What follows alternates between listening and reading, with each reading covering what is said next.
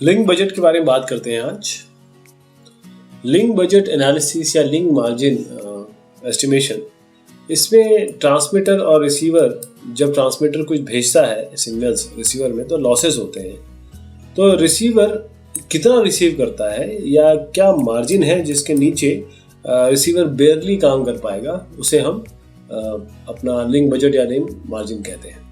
देखिए, यहाँ पर डायरेक्ट कम्युनिकेशन भी है, साथ में और भी चीज़ें हैं मल्टीपाथ वगैरह, जिसके बारे में हम आज बात करेंगे।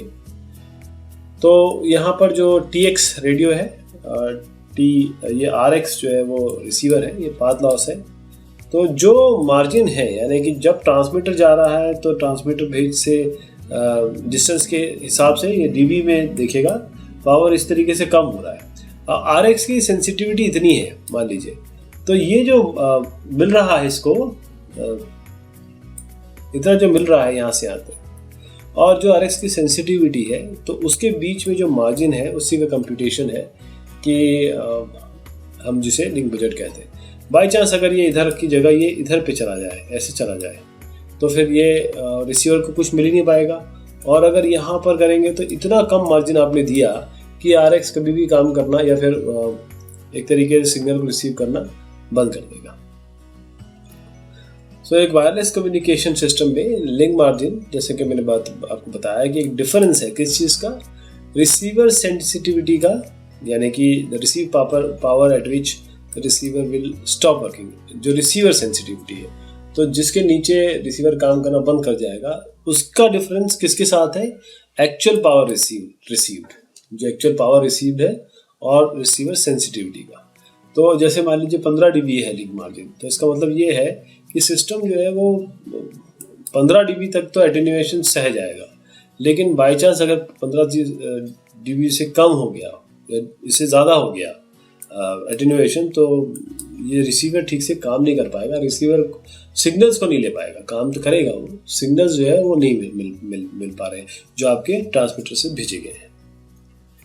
इसीलिए हमेशा ऐसा सिस्टम डिज़ाइन करने की बात होती है जो कम से कम इतना मार्जिन दे कि आपका एटेन्यूएशन के बाद भी, जितने भी एटेन्यूएशन है, जितनी एटेन्यूएशन मतलब होता है कि जितनी कमियां होती हैं, जितना लॉसेस होते हैं, जो लॉसेस के बाद भी आपका रिसीवर को प्रॉपर सिग्नल मिल सके और वो नॉइस से बढ़ के सिग्नल मिल सके।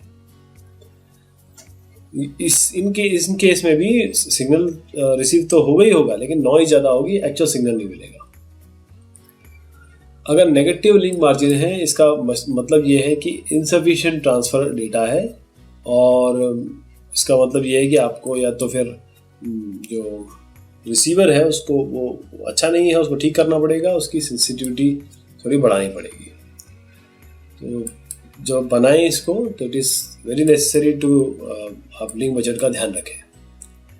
अब इसमें जो लिंक बजट है, इसमें आपके जो एंटीना के गेन लेवल्स है, रेडियो ट्रांसमीटर पावर लेवल्स है, और रिसीवर की जो सेंसिटिविटी है, वो सब सारी चीज़ें आती है।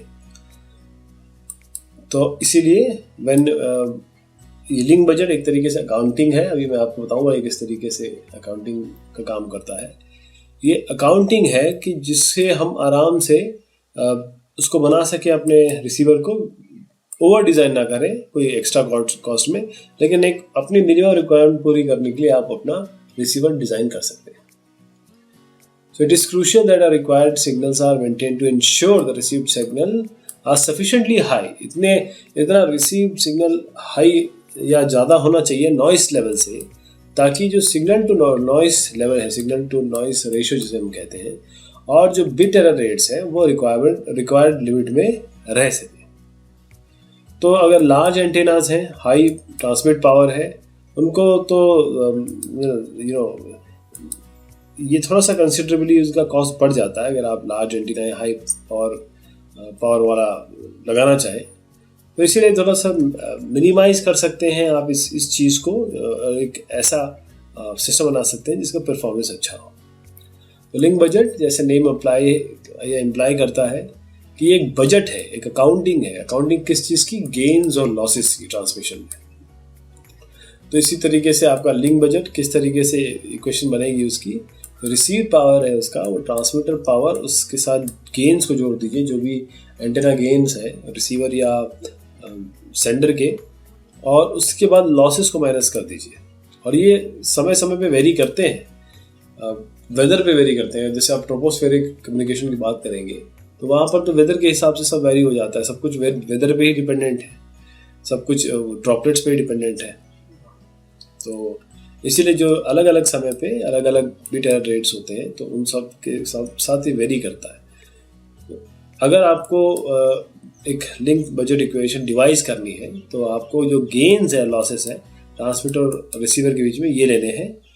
अब देखिए, ये जो टिपिकल लिंक बजट की इक्वेशन है वो कुछ इस तरीके से है। जो PRX है वो है पावर जो रिसीव किया जा रहा है रिसीवर द्वारा, PTX जो है वो ट्रांसमिटेड आउटपुट पावर है, GTX आपका ट्रांसमीटर का एंटीना गेन है, और GRX रिसीवर का एंटीना गेन है। ये LTX जो है अब ये सारे गेन्स हो गए, ये जोड़ दिए। अब माइनस क्या करने हैं देखिएगा, सबसे पहले माइनस करेंगे हम जो ट्रांसमीटर, फीडर और एसोसिएटेड लॉसेस हैं। इसी तरीके से जो receiver, feeder and associated losses है वो उसके आ जाएंगे। फिर आपका यहाँ पर LFSE सबसे इम्पोर्टेंट है, ये आपका फ्री पाथ लॉस है या पाथ लॉस भी कहते हैं इसको, ये पाथ लॉस हो गया। और जो LP है ये अब मिसलेनियस लॉस है, जैसे फेडिंग मार्जिन वगैरह, पोलराइजेशन मिसमैच वगैरह। तो इसे हम क्या करते हैं, ये जो माइनस में आ रहे हैं ना, इसमें LTX LFS जो है इनको हम मॉड करते हैं, क्योंकि अगर ये ऑलरेडी माइनस में लाएंगे आप तो यहाँ प्लस हो जाएगा, तो इसलिए मॉड करके लाना पड़ता है, क्योंकि ऑलरेडी ये नेगेटिव में मिलेंगे आपको। अगर आप रेडियो फ्रिक्वेंसी लिंक बजट की बात करेंगे और वही फॉर्मूला देखिए, यहाँ पे दोनों को ऐड कर रहे हैं। ये जो यहाँ पर देखिएगा इन्होंने क्या ऐड किया है, यहाँ पर तो ट्रांसमिटेड आउटपुट है, ट्रांसमिटेड है, ये ट्रांसमिटेड पावर है, और ये गेन्स है, और साथ में माइनस कर दिया पाथ लॉस। पाथ लॉस इस तरीके से आप निकाल सकते हैं। तो एंटीना गेन और लिंक बजट, अगर द बेसिक बजट इक्वेशन जहाँ पर low levels antenna gain are included, assume that the power spread out equally in all directions. इसमें बात यह है कि जो हमने ये किया ना, आपने ज़रूर ये सोचा होगा कि एंटीना गेन क्या होता है।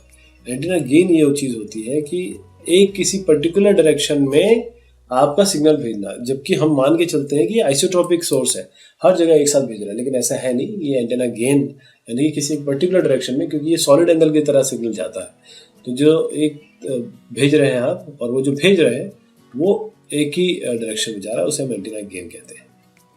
तो ये DBI में हो सकता है अगर आइसोट्रोपिक सोर्स के रिलेटिव में भेजा है, कभी कभी डाइपोल के रिस्पेक्ट में भेजते हैं तो DBD हो जाता है। मल्टीपाथ प्रोपेगेशन का भी इफेक्ट होता है, यानी कि कुछ सिग्नल्स इस तरीके से मिल रहे हैं, ये ट्रांसमीटर है, रिसीवर है, कुछ ऐसे टकरा के मिल रहे हैं, जैसे बिल्डिंग है, ऑब्जेक्ट्स है, ऑफिस, जो भी आप मैन मेड या फिर आपके जो फीचर में पाए जाते हैं, अर्थ फीचर में, जिसे हम मैन मेड के साथ एक ज्योग्राफिक फीचर्स कह सकते हैं, तो वो सब जगह पे मल्टीपाथ हो सकता है, ऐसी बात नहीं है। खासतौर मैन मेड इसलिए क्योंकि थोड़ा सा उसके जो स्ट्रक्चर होता है वो बिल्कुल एक कहीं कहीं एज मिल जाएगी, कहीं कहीं आपको स्ट्रेट मिल जाएगा, कहीं कहीं पॉइंटेड मिल जाएगा, तो वहाँ पर मल्टीपाथ प्रोपोगेशन ज़रूर आपको लाना पड़ेगा। उसको अगर आप नहीं जोड़ेंगे तो काम नहीं चलेगा, क्योंकि अगर वो सीधा आ रहा है, if they are out of phase तो वो कैंसिल कर जाएंगे आपस में। अगर वो एक फेज में मिल गया डायरेक्ट सिग्नल के तो बहुत अच्छी बात है, तब तो ये रीइंफोर्स करेंगे डायरेक्ट सिग्नल को। लेकिन यहाँ पर क्या होगा, यहाँ पर इसलिए उसको जरूर आपको कंप्यूट करना है। तो लिंक बजट एक बहुत एसेंशियल स्टेप है। अगर आप इन लॉसेज और गेन्स को देखेंगे तभी आप पता कर पाएंगे कि मैं जितना भेज रहा हूँ उतना मिल रहा है कि नहीं मिल रहा है। उसी हिसाब से आपके ये जो एंटेना है वो बनेंगे या फिर उस तरीके से डिज़ाइन होंगे। तो देखिए, ये सॉफ्टवेयर में इस तरीके से कंप्यूट होता है, ये ट्रांसमीटर की वैल्यूज़ देनी पड़ती है आपको। तो इसमें पावर है, इसमें एंटीना गेन है, केबल लॉस जो फीडर लॉसेस में बता रहा था, ऐसे रिसीवर में आपको ये सारी चीज़ देनी पड़ेगी। फिर एंटीना गेन है, केबल लॉस है इसके भी, RX के। फिर ये सारे एनवायरमेंटल लॉस और fading, long term fading, short term fading, ये सब डालनी पड़ती है।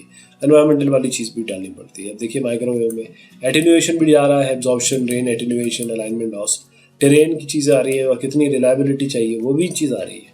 ये सब चीज़ें डाल के आप अल्टीमेटली अपना लिंक बजट निकाल दें। तो होपफुली आपको थोड़ा बहुत आइडिया लग गया होगा लिंक बजट एनालिसिस का, क्यों की जाती है, किस लिए की जाती है, कैसे की जाती है। बहुत शुक्रिया, बहुत मेहरबानी आप सभी की।